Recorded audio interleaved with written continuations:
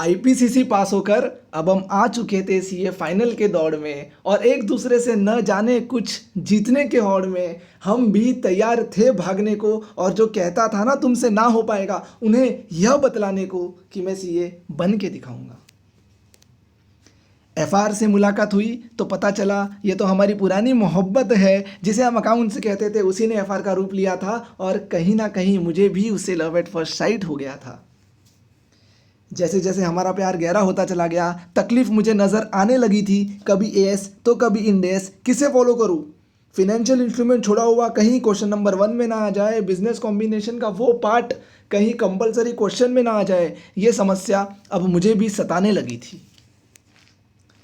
SFM का तो भाई अलग ही स्वैग था, स्टॉक मार्केट और पैसा, बस इसी का ये खेल था। इसकी गहराई में फॉरेक्स और डेरिवेटिव भी आते थे जो हमें खूब खूब खूब रुलाते थे। इसमें हमें ऐसा लगता था कि हमें सारे चैप्टर्स आते थे, लेकिन हमारे आंसर्स आईसीआई के आंसर्स के साथ कभी मेल नहीं खाते थे।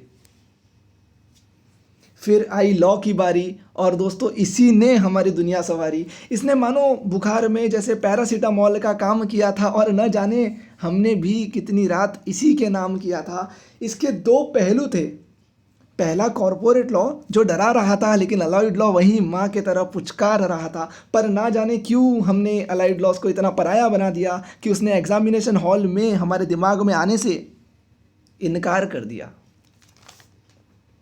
फिर बारी आई ऑडिट की, जिसे समझा था हमने काफ़ी आसान और तुच्छ, अब वो लगा रहा था हमारी बुझ। हमें हमारी गलती समझ आने लगी थी। ऑडिट सब्जेक्ट को हमने जो पराया किया था, वही गलती अब हमें बार बार सताने लगी थी। लेकिन जब ये चारों सब्जेक्ट्स को हमने बहुत प्यार किया और जब सारा दिन और सारी सारी रात जब इसी के नाम किया, इसने भी बेवफाई नहीं दिखाई और मेरी नैया 200 के पार पहुंचाई, और मेरी नैया 200 के पार पहुंचाई।